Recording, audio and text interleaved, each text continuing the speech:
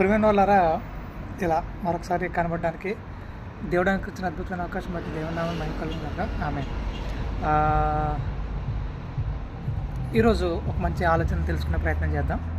ఏంటంటే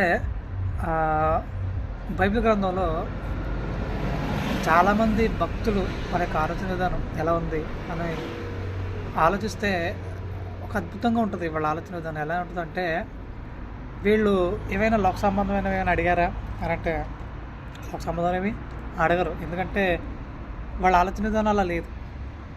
అలాగే ఇంకా ఏదైనా లోక సంబంధమైన మనుషుల మీద ఆశ పెట్టుకున్నారంటే లోక సంబంధం మనుషుల మీద కూడా వాళ్ళు ఆశ పెట్టుకోలేదు, పెట్టుకోరు.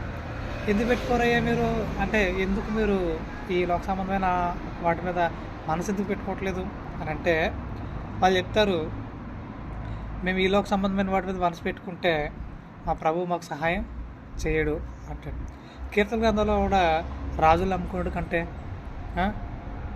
అలాగే గొర్రెలు నమ్ముకోవడం కంటే ఇలా మాట్లాడతాడు. అంటే వీటిని నమ్ముకోవడం కంటే యెహోవాను ఆశ్రయించడం వీలు అంటున్నాడు. ఎందుకు వాటిని నమ్ముకోకూడదు అంటే, మరి అవే కదా పనిచేసేవి. ఇప్పుడు రాజులే కదా మనకి ఏదైనా పని చేయాలంటే చేసి పెడతారు. యుద్ధానికి గుర్రాలే కదా మనకు ఉపయోగపడతాయి. అవి ఎందుకు పనిచేయవు అని అంటే పనిచేస్తాయి. బట్ వన్ థింగ్, దేవుని సహాయం లేకుండా ఎవరు మనకు సహాయం చేయలేరు అని చాలా క్లియర్గా చెప్తున్నాడు. అంటే ఇప్పుడు మనకు విషయం అర్థం కావాలి. ఏమని ఏం చేసినా ఏం జరగాలన్నా ప్రభు సహాయం బట్టే జరగాలి. లేదా ఇది జరగకూడదు అంటే జరగకూడదు. ఎందుకు జరగకూడదు అంటానంటే, ఇప్పుడు మనకి ఇష్టానుసారంగా మనం ముందుకు వెళ్తున్నప్పుడు అది ఎటు వెళ్ళొచ్చు. ఒకటికి దాని మార్గం సరిగ్గా కనపడవచ్చు, సరైనదిగా కనపడే మార్గం తొదకది నాశనానికి నడిపించవచ్చు అని అంటున్నాడు. కాబట్టి మన ఆలోచన విధానం కాదు. అంటే క్రైస్తవులుగా మన ఆలోచన విధానం పక్కన పెట్టేసి, నా ప్రభు ఈ విషయం ఎలా ఆలోచిస్తాడు, నా ప్రభు ఈ విషయంలో ఆయన చిత్తమేంటి, ఆయన ఇష్టమా కాదా ఇదంతా అని ప్రతి విషయంలో కూడా పరీక్షించుకునే ప్రయత్నం చేయాలి. పరిశీలించుకుంటూ నమ్మకంగా ముందుకెళ్ళే ప్రయత్నం చేయాలి. అలా ప్రయత్నం చేసే వాటిలో ముఖ్యంగా భక్తులు కూడా ప్రార్థన చేస్తున్నారు. వాళ్ళకి ప్రార్థన విధానం ఎలా ఉంది, వాళ్ళు అసలు ఏమని ప్రార్థన చేస్తున్నారు అని అంటే, కీర్తన గ్రంథం 119 కీర్తన 65 వచనం 66 వచనం ఒకసారి చూడగలిగితే, నీ మాట చెప్పు నీ సేవకుని మేలు చేసావు అని అంటాడు. ఏం మేలు చేసావు నాయన, నీ మాట చెప్పినా నీ సేవకుని మేలు చేసావు అని అంటున్నాడు. ఏం మేలు అంటే, ఏమన్నా ఇల్లు కట్టించాడు ఆయన, లేదంటే ఏమన్నా పెళ్లి చేయించాడా, లేదంటే ఇంకేదైనా మేలు చేశాడా అంటే భౌతిక సంబంధం మేలు గురించి ఆయన మాట్లాడట్లేదు. మరి ఏ మేలు గురించి మాట్లాడుతున్నాడు ఆయన అని అంటే, నేను మళ్ళీ చెప్తున్నా ఏంటిదంటే, ప్రపంచంలో మనకు మేలైనది ఏదైనా ఉంది అని అంటే అది ప్రభు పనిలో వాడబడటమే. సో ఇప్పుడు ప్రభు పనులు ఆయన వాడుకుంటున్నాడంట. అది ఆయన తనకు అది మేలుగా భావించుకుని, నీ మాట చొప్పున నీ సేవకుని నీ పనులు వాడుకుంటున్నావు, నాకు అదే మేలు అంటున్నాడు. సో ఆ మేలులో నేను మరింత నమ్మకంగా బ్రతకాలి. కాబట్టి 66 వచనాలు అంటాడు, ఇప్పుడు మంచి వివేచన మంచి జ్ఞానం నాకు ఇవ్వంటున్నాడు. ఎందుకు మంచి వివేచన మంచి జ్ఞానం నాకు కావాలి అని అంటే ఇప్పుడు అవి లేకుండా నేను ఈ పని చేయలేను, అవి లేకుండా మీ ఆలోచనలు నేను గ్రహించలేను. అది ఈ రోజున క్రైస్తవుడికి కావాల్సింది ఏంటి అని అంటే ఖచ్చితంగా వివేకం. ఈ రోజున అవి లేవు.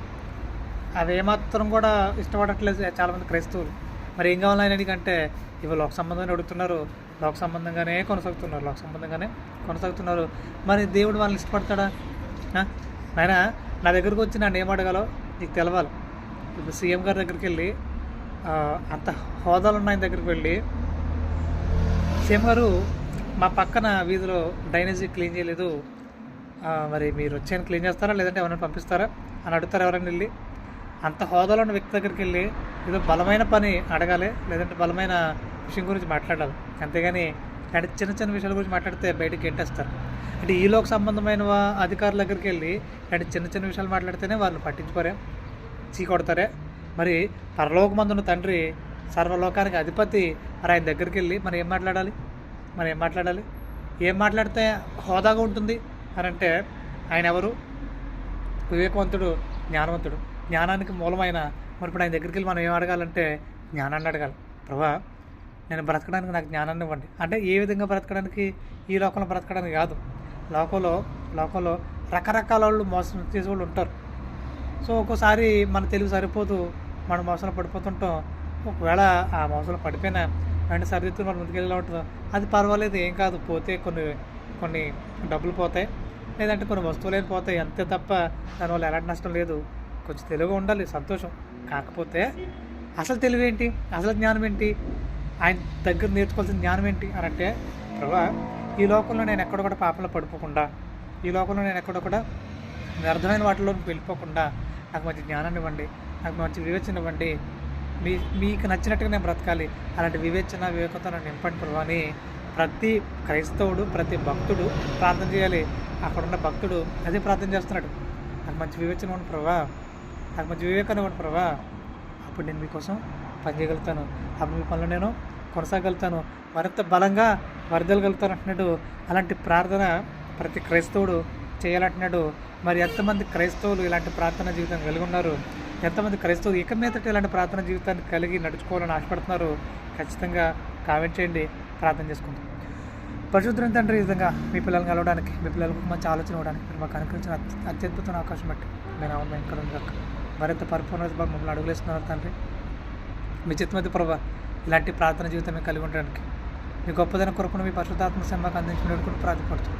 చాలా రానైన మాకు రక్షకుడునైనా క్రీస్తు శాశ్వత గొప్పమైన ప్రార్థన మనలో పర్ణపుతాను. వందనాలండి. Thank you so much.